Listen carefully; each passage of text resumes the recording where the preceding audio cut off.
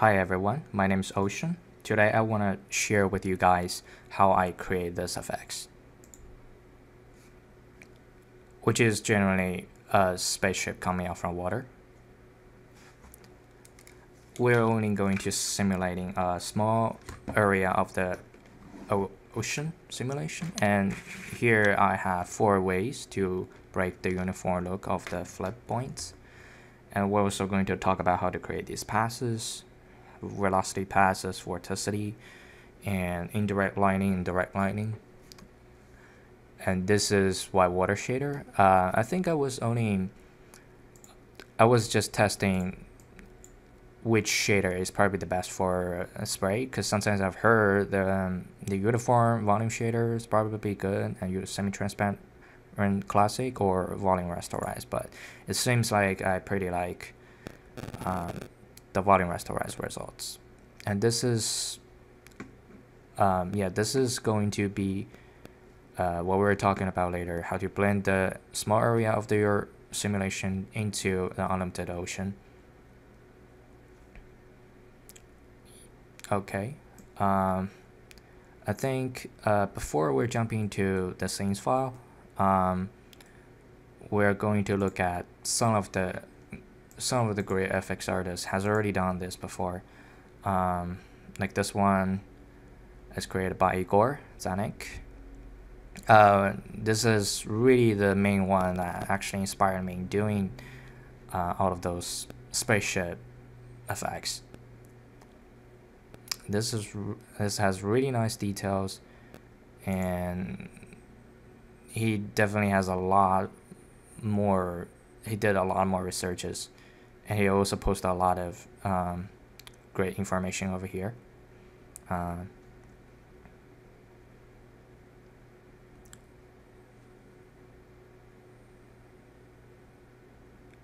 As you can see, he actually applied several forces and assuming a velocity fields as well. This is the look depth, and we're also going to do the look depth with 2 spheres as well. Here I was trying to avoid those a little bit like edges things, but I think this is really cool, and this is definitely the thing I want to achieve.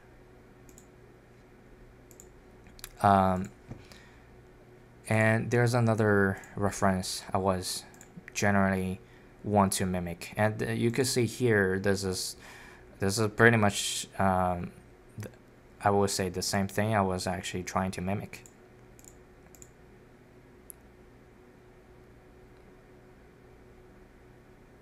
I believe this guy probably did this like four years ago. Okay, 3 years ago. I did my version. It was like probably 2 years ago. I remember I do only have a laptop. It was really tough. I think show. And let me see. Okay, I think we could just jump into it. There isn't too much. Okay, I think I'm going to divide it into several sections. The first thing is preparation, and like those 4 ways, how to make them inject into your flip. And then the third session probably would be whitewater.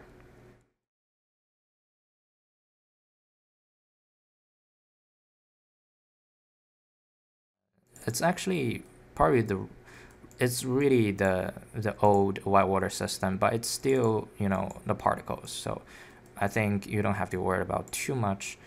But if I'm going to create a specific step-by-step tutorial by using the latest Houdini 18, and then I think I will explain from there. There's camera, and there's lightings, and this is geometry lightings that you can see those colorful lights. I think I'm going to cover that as well. And here is materials and rock network, and all these are render nodes. I think just jump into it. So I first import the spaceship. As you see, it's static frame at the origin, and I think I redid the normal, right? Compute the normals, and then I group some geometries, and then I apparently want to polycap some open geometries, and then I cache them out.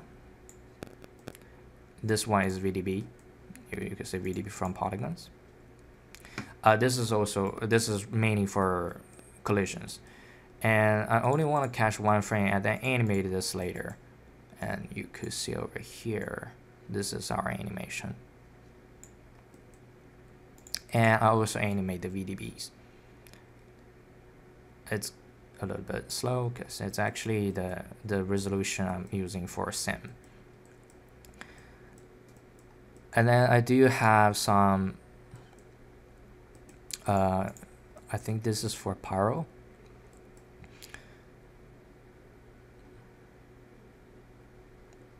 Yep. I think here I was creating, again, this is like 2 years ago. I think I have to remind myself how did I do all these things. This is a trail, and later we're basically going to do all the forces. I think all these forces to create the field, like to prepare what we are going to inject into our flip sim. And the first of all is add noise, add some velocity noise to this original velocities. And I believe I just add a turbulence noise. You could say this is a Euro velocity, and I just add on it. And I was basically doing a multiplication. So this is a randomness of the direction. I only want the randomness of the direction on the velocities, but keep the length of the velocities. And so I think multiply them back together, and then I have a scalar to control how much I generally want. I think over here I probably want more velocities here, so I created a lot more.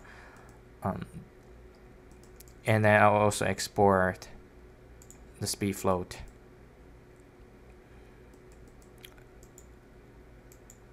Here it's the same thing. It's just I think I convert all the surface to the scatter points, and then I create a centroid of the spaceship, and then use those points on the surface to minus this centroid points, so it's going to create a push velocities from in to out. Here is, so it's current velocities to minus the second input velocities, which is a center point, and then I will let it just add a little bit turbulence onto it, and then that's basically the point source, and then I'll convert it into the volume. So you will have this kind of push velocities. So if there's some water on the surface, it's going to push away. There's another similar one, but it's only adding the curl noise, which you could say it's according to the position, adding the curl. It's not adding, but just the curl noise on the surface. I'm not very sure if I end up using this, but I think what I was creating here, it's meaning, you know, I want some a little bit like friction-like or wind-like drops on the water surface. So this is kind of the field I was mimicking. Of course, I was a little bit worried about if I create too much of those noises, would it be a disaster? So sometimes I have to keep an eye on, and when I do the simulation, I would do each field individually. And here is also I will just get back to the trail thing. If you remember here, we're calculating the velocities, and right now we are simulating a pyro based on it. So first of all, paint it on the spaceship to only paint the area I want to emit the smoke, and then pick a little bit, and then I mainly scatter the points based on the cutter, and then I tell the fluid source that I only want this area to be, oh, I think this is like this. I only want this area to be emitting the pyro stems, and then after I did this, I think there's a pyro stems. It's really low res, and since we're only going to use its velocity, so it doesn't really matter how well it's going to behave. Contact, we're only going to use some of the pyro's velocity to affect the flip points. This is probably the technique you could also use for some other stuff. And here I do have to mention about, which is if we are directly injecting this whole bounding box into the flip simulation, there will be a lot of velocities around here that doesn't have any velocity. So we have to use the velocity here and then multiply it by density. So whenever there's a zero density, there shouldn't be any velocity. So here I was mainly doing, so I bring in the velocities. It's a volume lob, so I didn't use the velocity over here, but which is we don't have error anyway. But the velocity is going to multiply by this density, so it's going to clamp all these area to be 0.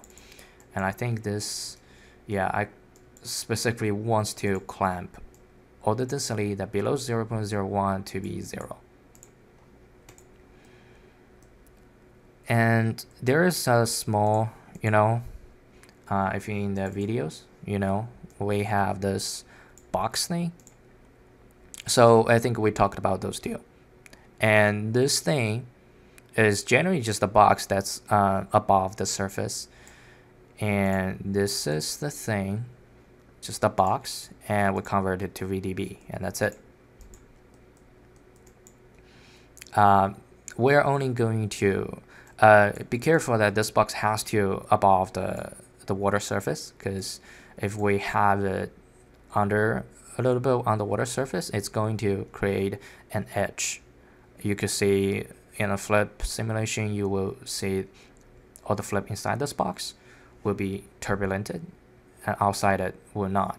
And this is mainly doing it for air.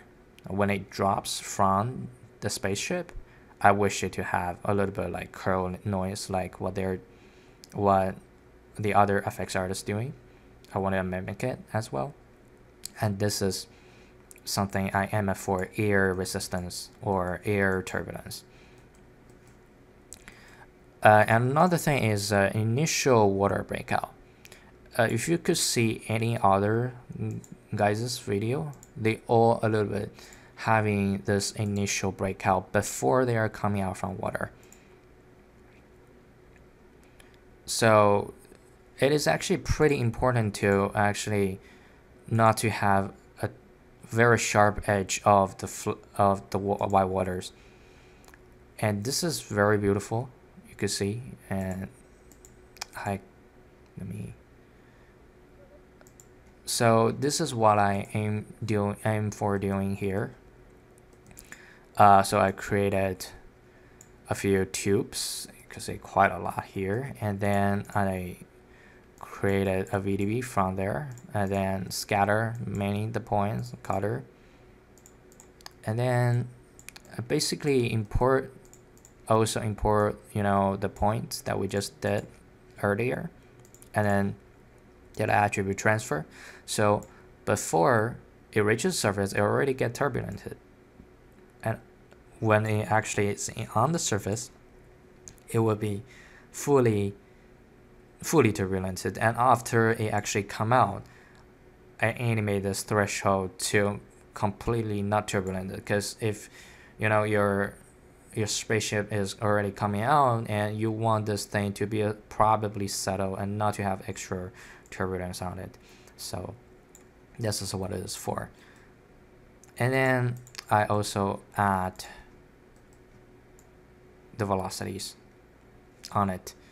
I think this will be only the curl noise, and then multiplies by that cutter, the red value of the cutter. So, and then I will also just convert it to the velocity volumes.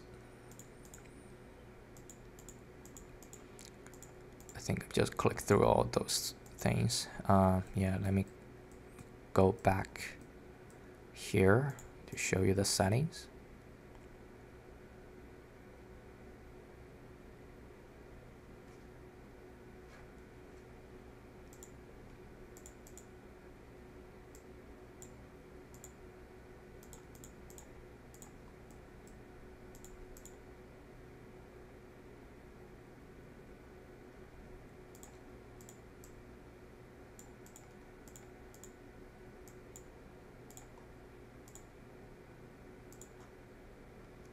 This is just a visualization. I don't think it's actually work that much. As for pyro, I don't actually think pyro, I use too much pyro velocity thing, but I think this is not that much important.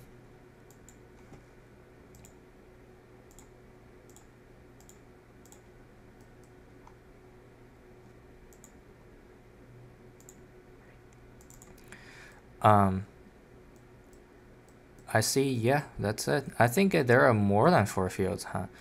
I think I created a lot of fields to experiment with, but I think I only end up with using this field, and which is air resistant field, and this is the field that's a water surface breakout, which you could see over here, and this is a pyro one I was using, and another one that has I think push velocities.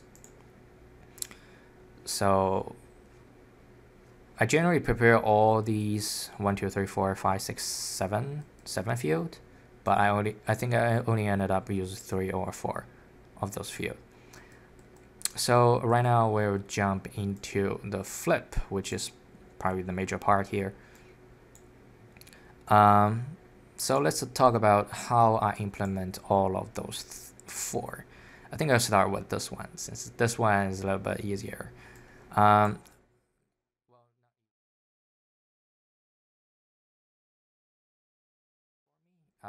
First of all, I think I created a sub scalar field, and then I bring in that I think I bring in this field here, and I call this confinement.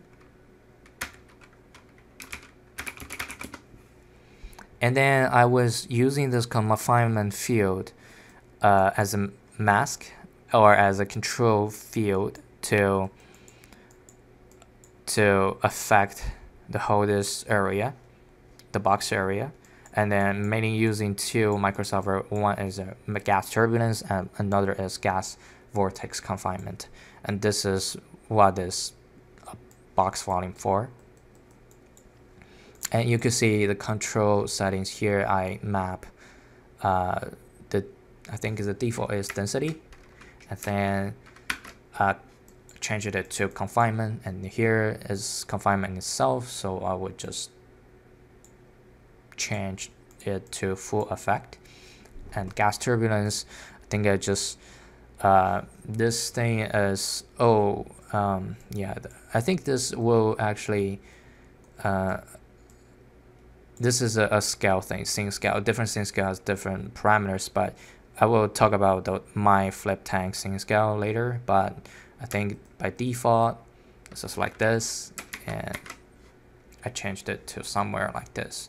I think it's probably big because the whole scene is very big, so I was accordingly increasing the swirl size and the scale of the turbulence.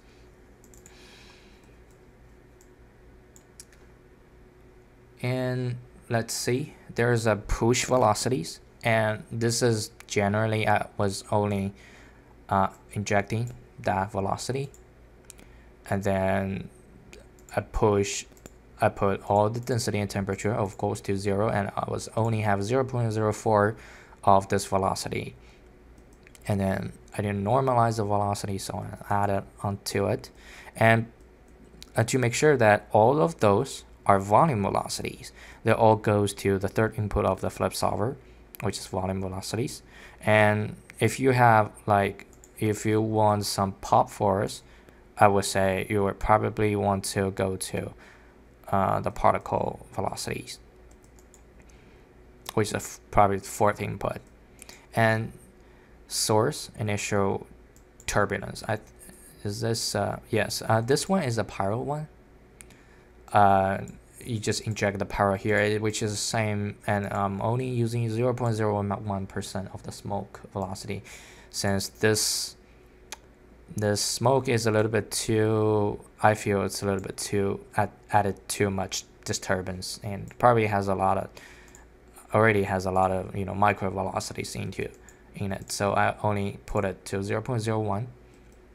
Make sure there are some micro velocities to affect it. And there's a source initial turbulence noise. I think it's a water surface noise, and it's also the same. Nothing. These three are more or less, in the workflow. The workflow is in the same way. I think I was also using curl velocity noise before, but I ended up with not using it. To be careful with it, this is the collision that we're doing at the first place.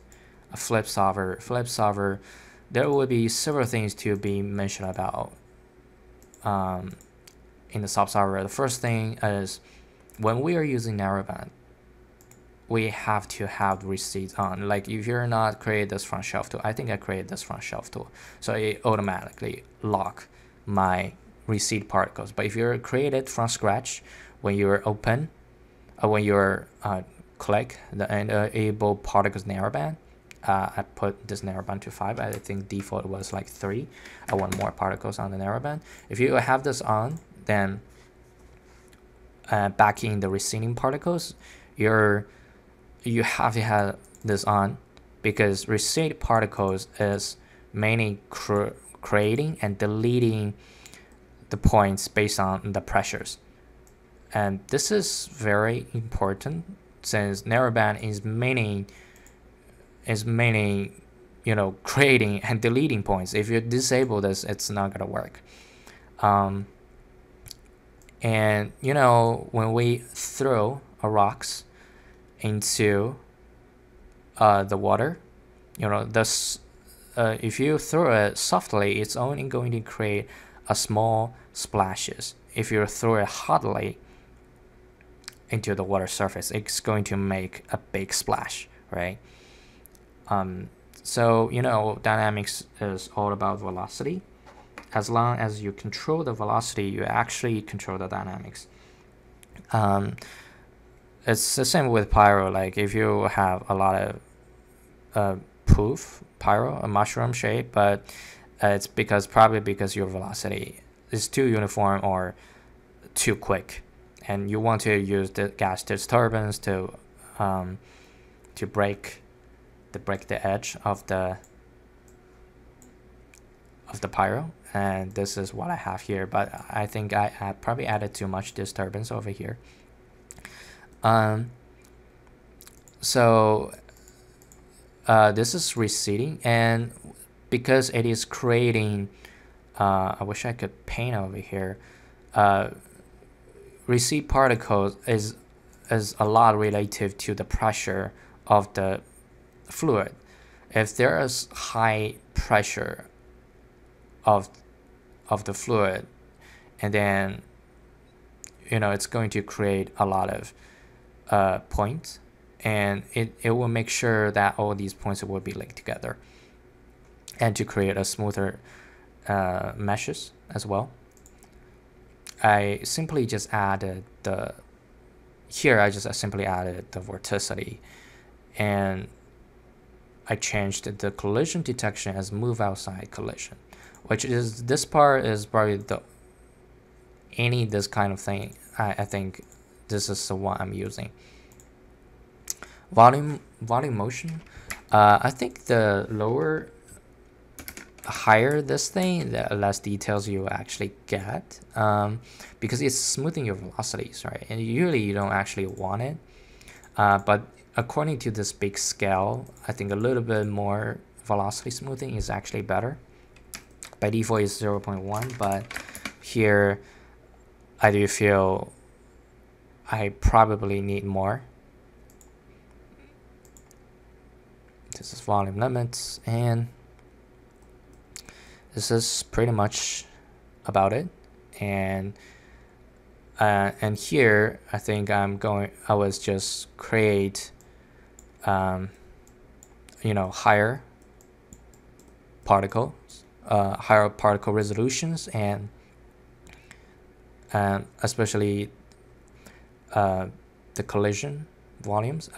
Here's the thing, like if I'm going to sim this, if I want to sim this in a lower resolution, it's going to create some really weird collision voxels, and it's going to be very sharp and very big. It's because you have to have this on. If you have the same problem with me, then you have to have this on, since there's something it is actually controlling. This thing is actually controlling the collision separation, and it means collision resolution. And if you have this on and put it to a higher resolution, then your collision will not be just a box or something, because this thing matters. You don't always think like if you put the static object and then the collision will work with fluid, but actually you have to change the collision resolution as well. Yeah, so those things are pretty much the things I think I want to conclude. Fluid tank, I think I'm going to get into the meshing part. So when I cache it out, I think I was caching the snow, since I want everything to be faster and smaller. This is actually smaller when it's been cached onto the disk, and it's actually fast to read. I feel it's actually pretty fast over here. Let us see how many points we have here. 8 million. It's actually not bad. It's not super high res, but not too low res as well. I think over here, I think when it gets to the meshing part, I always change it to manual because it's taking too much long time. I used the mounting box to basically carved out some area that has a little bit, weird velocities on it. Oh, where does it go? Okay, this thing. But I think if you want to see the meshes, here's a mesh. This is generally the meshes I was producing. So it's actually not that much complex. It doesn't have super detailed mesh, which I don't really want it, since this thing right now, I actually put a lot of erosion scale to make sure that there won't be too much ugly meshes out there outside the whitewater. So I actually have a lot erosion scale, and then on the smoothing part, I think I'm using the Gaussian, and that's why it looks a little bit more smooth. And here, I think I was mainly also using the mask and to define like which vorticity and range is the area I want to, smooth. And this is also the, the things we have to usually do in meshing. And attribute delete. I think it just delete the color. It doesn't really update here. Yeah, I think there isn't too much about meshing. I think normally people would not use this node. They will use VDB mesh workflow. But I think I think this is also good enough.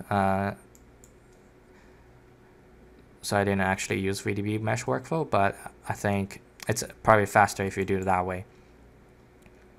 Out VDB for mesh collide.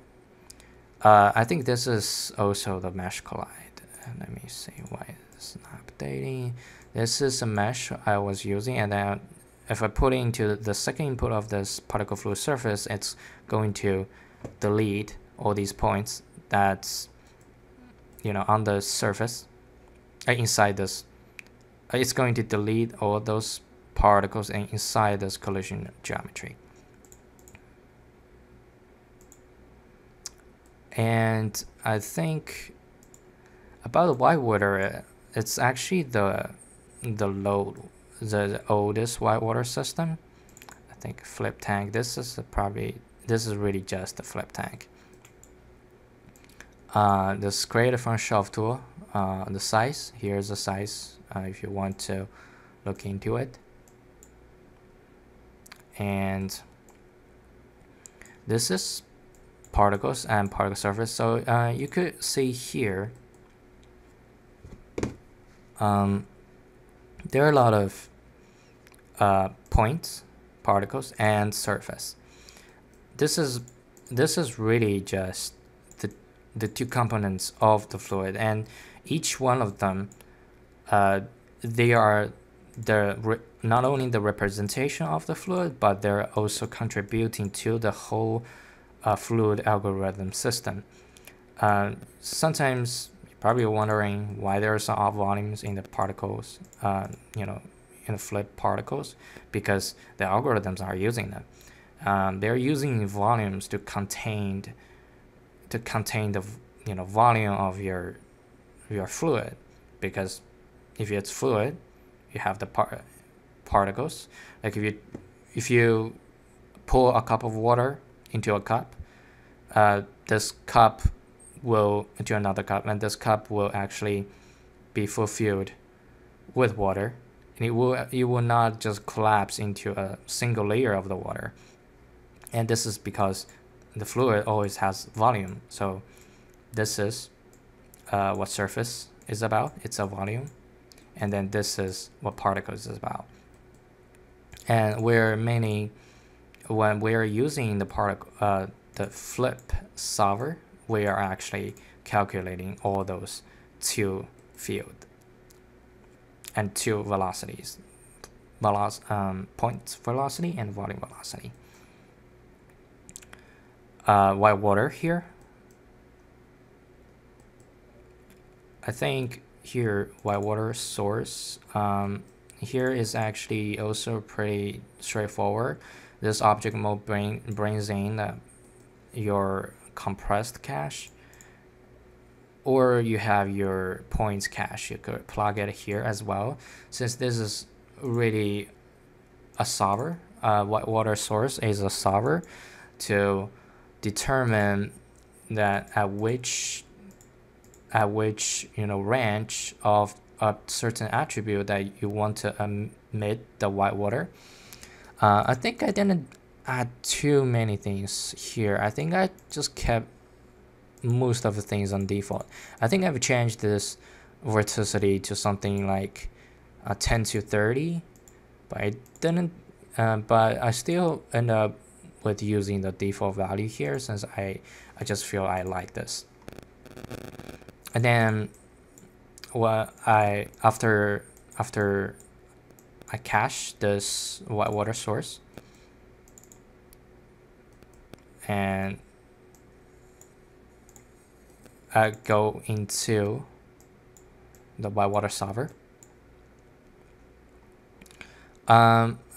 Here the most thing, probably not too much, most of the important things here, but here is, spray, bubbles, solver.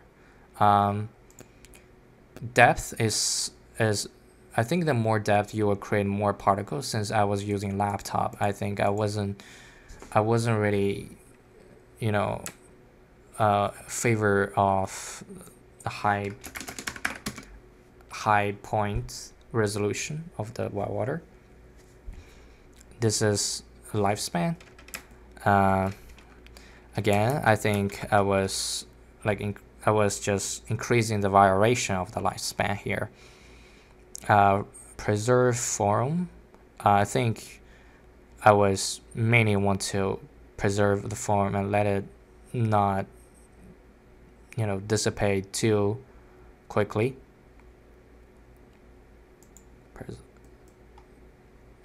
And after that, I just cache everything out over here. And if you could see, I think this is, I also have the caches here. You will see there's bubbles, foam, and spray. So after you cache, this is what you like, and then I do a color node. You could also do just a wrangle, saying, oh, you will be faster, but right now here I think I was just too lazy. I just want to quickly know what is going on over here.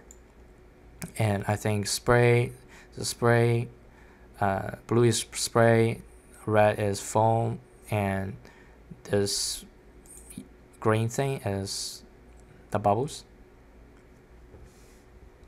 It's actually a lot.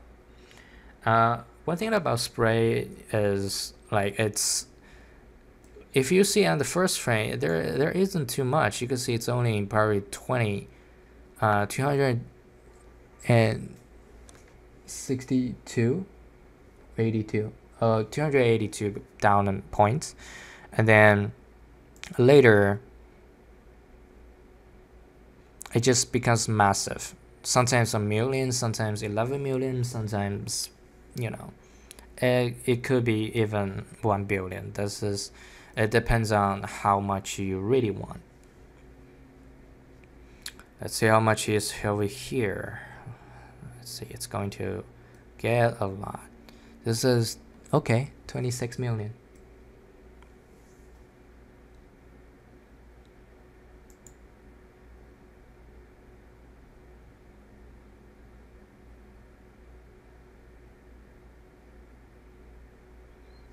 So let's grab it to the very last frame to see how much the particles are there. This is the reason why I don't favor a lot whitewater, since it's getting more and more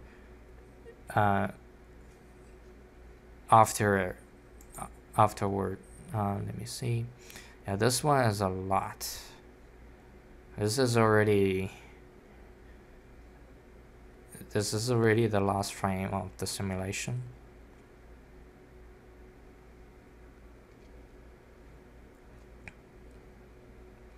Let's just wait it. Uh-oh.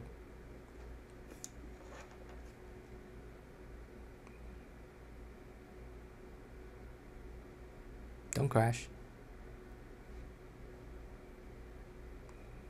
Houdini, don't crash. Okay, over here. So it's at the very last frame, it becomes 83 million particles. So, you know why I actually decrease this depth value now? Here, right? Imagine if I have 0.5, then how many is here going to be? It's probably going to be 4 times than this. So, I don't want to have too much in my space.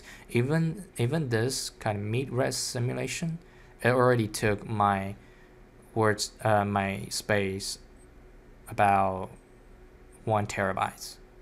I think it's 900 gigabytes, but very, very. It also includes the renders and flipbooks I made. So, but you could imagine like how big the space is here. I think after I did all these, and remember that this flat tank is really a flat surface of the water. So we have to do something about it. Here I'll just go into a rendering stuff right now. Like we're going to talk about the unlimited ocean and some spray shader, the light passes, and light geometry. And here is, I think this is right. I think this is just the preview here. So first of all, after caching all the flip simulation and the whitewater simulation, I directly go into a look development of unlimited ocean.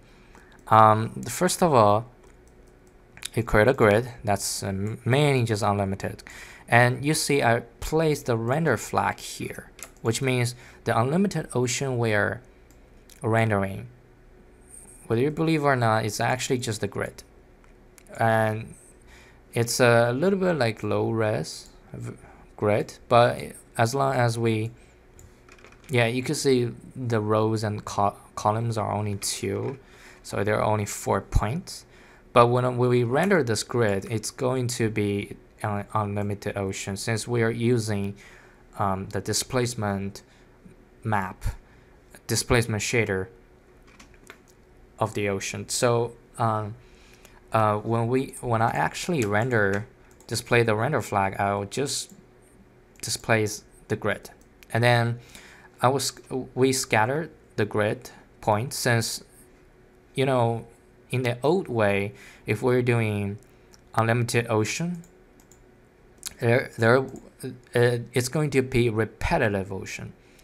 It's really annoying, because if everything is repetitive, then we have to probably also distort the further grid, and it's not going to be this low res low res grid anymore. But if we're, you know, right now, I think it's probably from Houdini 16.5, they have this unlimited ocean, and then you could scatter.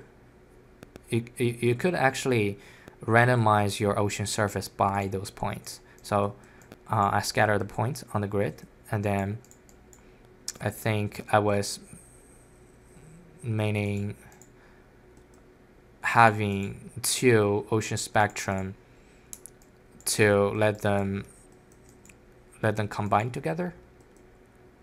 And so this one will be probably a larger. Let me see what's the difference here over here. 200, 250. I think one is smaller wave and one is another bigger wave. And let me see what does it look like at the end here. Right, this is what I was having. This is holding a small grid, which is here. This one has a lot of points, rows and columns, as you can see here. And here I do have this ocean preview, and after I feel like this is probably very good, and then I will actually save one frame or frame range of this thing, and then I will do a test render. So just like this, just put everything else outside, and then I'm going to render this. I think I came with the default ocean surface, and as you could see here, this spectra is actually where I was, this is a spectrum geometries that we just talked about, that we were saving from this ocean surface geometry node, and this is basically the shader out of it. But you can see I didn't actually even change too much. I just decreased I think I did just decrease the diffuse to 0, because we don't need diffuse in the water. And I think I probably didn't even use the volume node as source, and then we're going to ROP. I think it's here, ocean surface. You can see this is the render settings I was having. We'll talk about the passes later. Right now, let me just give a shot, and I think I created 3 different lightings here. One is distant lighting, one environment lighting, another is also another distant lighting to add more field light. This is a key sunlight, and this environment light I do actually have an HDR. I think I will provide you guys with that as well, and let's just go render it.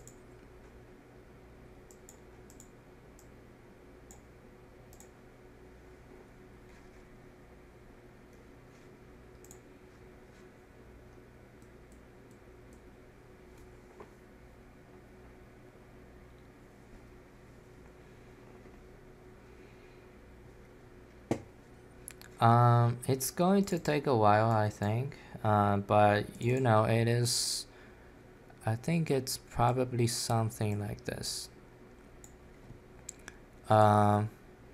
This is very, very much of initial render I was having. And what else?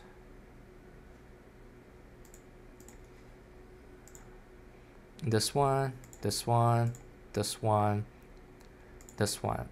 I think next thing I will be talking about I will be talking about the spray shader, and then the geometry lighting. They're all very easy.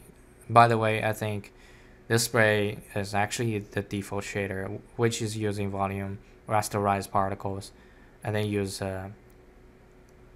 I think I was using the default shader as well. But one thing is, if you have 2 large spray spheres, then it's probably your particle scale has been too much and your whitewater resolution is too less. Right, this is what I was having right now. Yep. There probably isn't too much thing to talk about the ocean surface. If I dive into it, if there's anything I want to mention about here, it will be, I think it would be either the wind, a wave instancing. I think this is the area where you instance the wave onto those points, which you can see have 2 different radius. So you create more variation. You will not see the repetitive patterns of the unlimited ocean. Wind. I do have a lot more chop to make it more spiky. This is probably the main thing. I actually a little bit like it, since it will create some sharp edges of the ocean like that. Direction movement, I think that these are really just what it means in terms of name. Okay, so after I created this small region and unlimited ocean, I would be worried about like my mesh, right? Our mesh is like flat. How are we going to match that wave to the unlimited ocean? So here I basically put this wave, import, put this mesh over here as an input of the ocean preview, and then I turn this on, and then you can see there's a deform input geometry, but in fact I want my displacement, I want the displacement map of the unlimited ocean to be applied onto this mesh as well. So here you will have the same wave as the unlimited ocean. So but what the most important thing here will be UV, right? If you see here, this grid, after this node, it will have UV. If I don't, then it will not have UVs. And I think this is project by the Y. And here is the same thing. If I don't have this thing, it will not have UV. But after this node, it will process the UV for me. And as long as I have UV and displacement map of the wave, and I don't need deform the input geometry, displacement map will subdivide it, and it will create a high resolution wave geometry out of it. Import mesh. Here we go, and we're going to, I think I also add the point velocities. We're going to see this. I think here's the thing though. I think you can see the velocity changed quite a bit when I was actually adding this point velocity. So, but I want the velocity pass, and so which velocity should I use? I think I should use this one. Only because the reason why I use velocity pass is because I want to modify the area that has a lot of velocities, because these are the areas I could give it to the comp to refine a little bit more. Otherwise, I don't want this shape to be too obvious for the viewers or the compositors. So after we are only checking the UV attribute here. So after we cache this, we're export this mesh with this kind of UV attribute. Okay, after did that, we're processing the whitewater. Okay, the whitewater will be another different thing.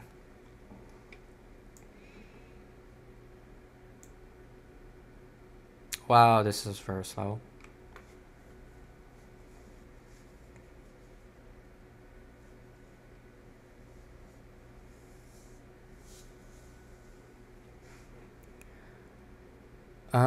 So it's a lot of points. 62 million. And wow, and we're not processing UV attribute right now. We're also not processing the point velocities. We're only going to use deform input geometry, because this wave has to, wow, this wave, these foams are having to follow the wave, right? So we're going to deform it.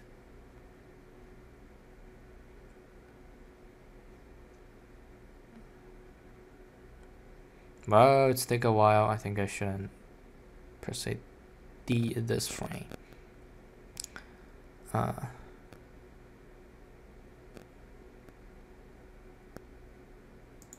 I'll just place over here, and I will add this to, I think I will cache it to here.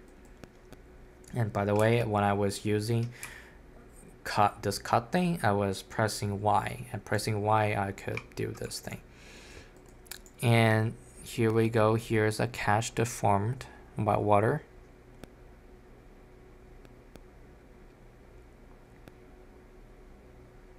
So this thing is really just about deform the whitewater.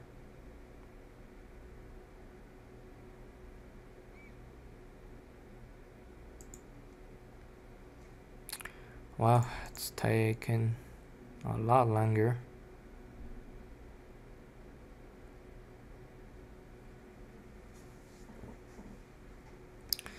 Okay, but anyway, this is a process of the mesh. After you mesh it and after you cache the whitewater. I think the cache takes about, when I was using a laptop, it was taking 12 hours for, it was taking 12 hours for caching. Let me take a look again. Here. So you can see flip point amount is from 6 million to 14 million. Voxels, because we're using the narrowband, so it's actually a lot less surface particles, but it has a lot of voxels. So it's 0.2 billion voxels there. And I was using 14 hours on a single laptop, and there's narrowband, which is on. And then receive particles on, stick on collision. This is off. After I experiment, I definitely want to. I was trying to click this on stick on collision, but I found it wasn't giving me. There are just so many flip points on the top of the spaceship, and it's never coming down, or it's coming down very, very slow. So I definitely want to take off this, and yeah, and this is about this thing. And the flip mesh and a whitewater, I think whitewater takes about 3 days to cache on a laptop, but I think with my machine right now it will, and then probably we're going to use the latest whitewater. It won't be that much, but this is a little bit crazy. But you know, from 0 to 83 million here. Yeah, that's really about it. I think I'm going to get this back to my normal grid and let it just display this thing, otherwise it's so heavy. Okay, and there you go. This is Unlimited Ocean. And about this spaceship, well, I think there isn't too much thing, but you know, this is just the spaceship. Spray, foam, spray, volume. I think those are the 3 ways I was using for rendering. I didn't actually end up, you know, I actually end up rendering all spray, foam, and bubbles all together. Let me see. Oh, okay. I think I was rendering both spray and bubbles in the spray node, and in the foam. In the foam here, I think I was only using the foam here.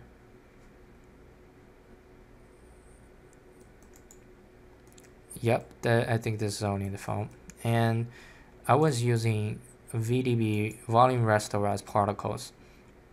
Here, I think I did think the default value is too big. I think this is 1 and 1, but I put it down in half so that those volume won't be too spherical, too big. And let me see what else. There's a spray volume. It's also the same. It's rendering this thing. Oh, okay. I think foam. This is rendering. This is not rendering the volume rasterization. This is render as a uniform volume shader. This one is using classic shader. This one is using default spray shader. And spray shader is the one that comes with when you're clicking the shelf tool. I think I was mainly changed some smoke density and shadow density. That's it for that. And uniform volume is from the material palette. There's a uniform volume shader here. And ocean surface. Oh no, sorry. And then there's a classic shader that has some diffuse and reflect and some opacities on it. So you could see, I'm sorry, let me show this to you.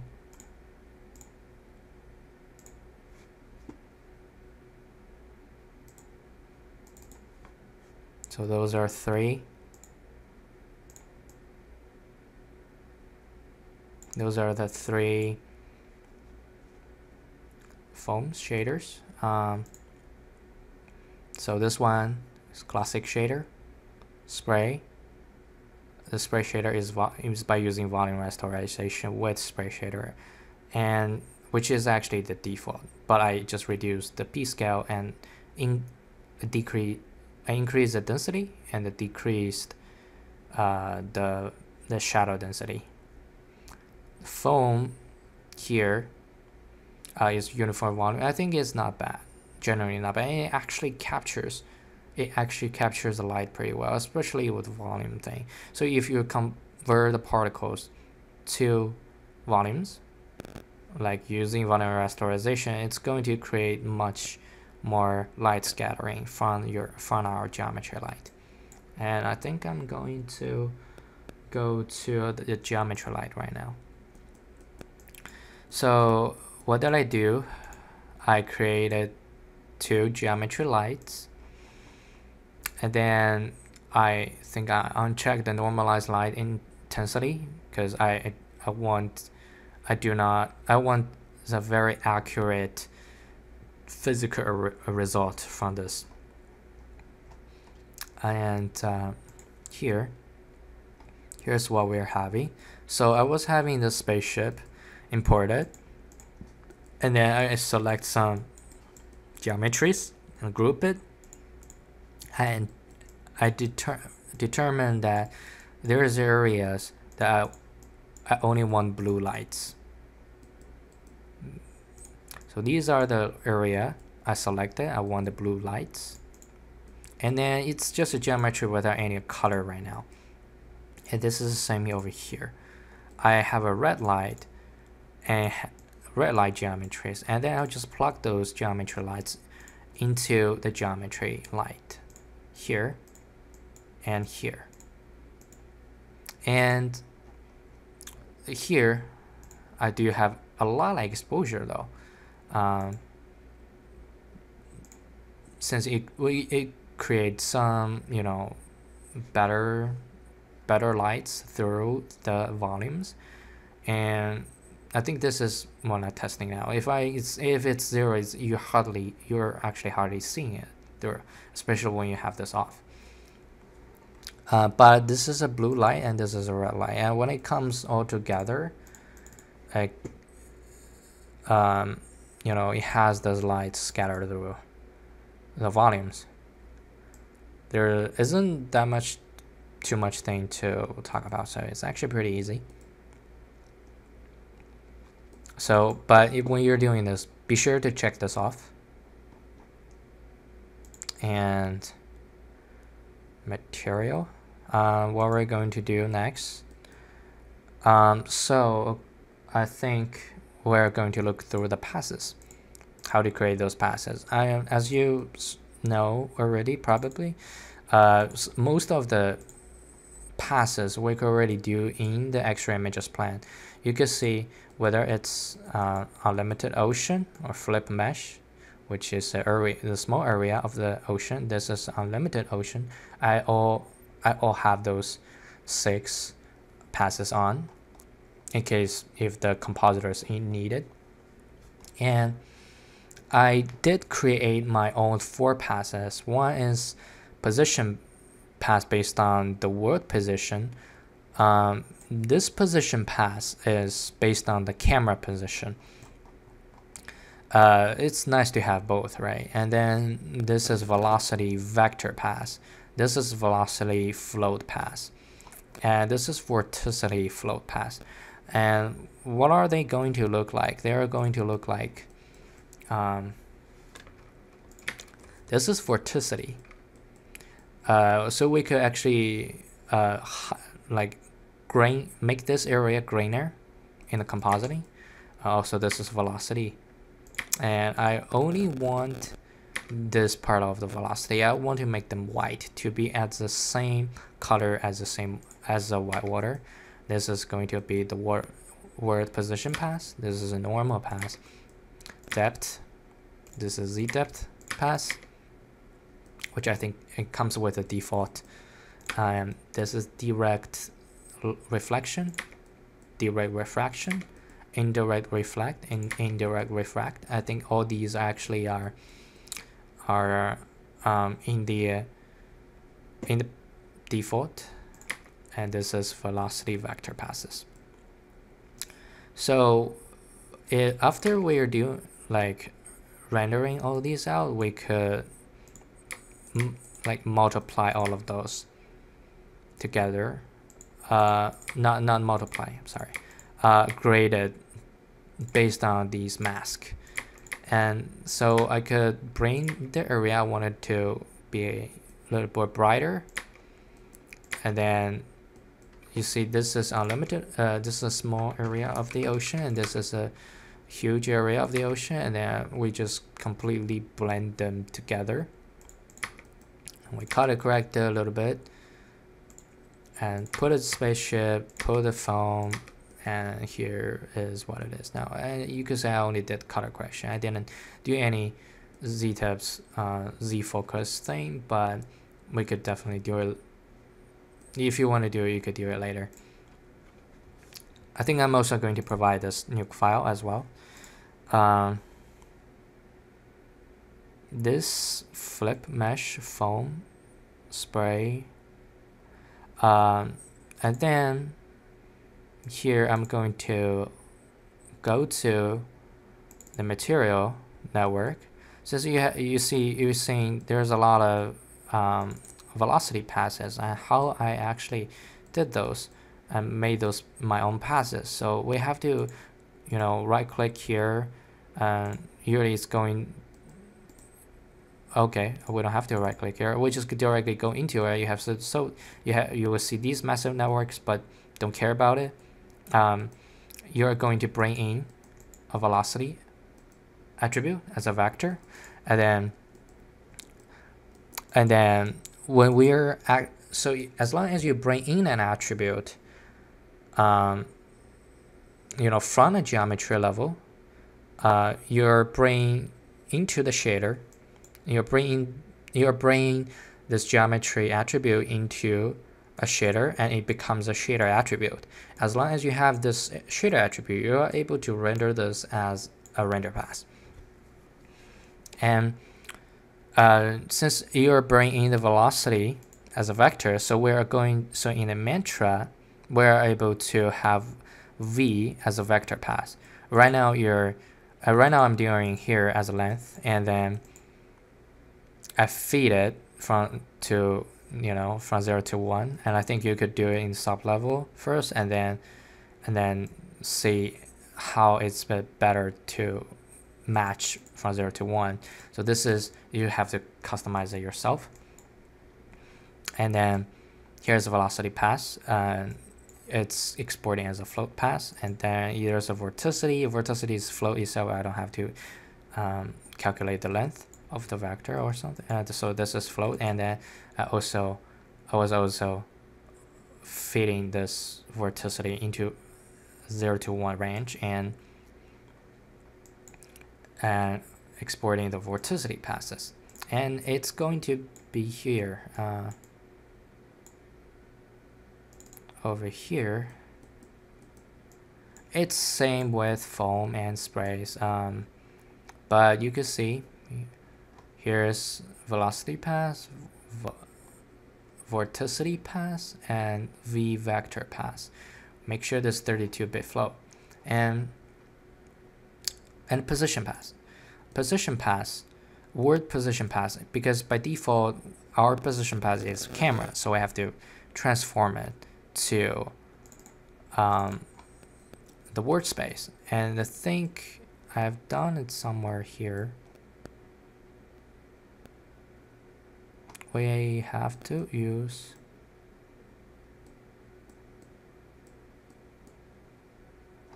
let me find it a little bit if I could find it. Position pass.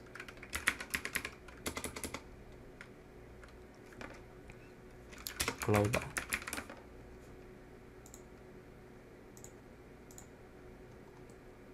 Oh yeah, here. So I think find your global attribute node.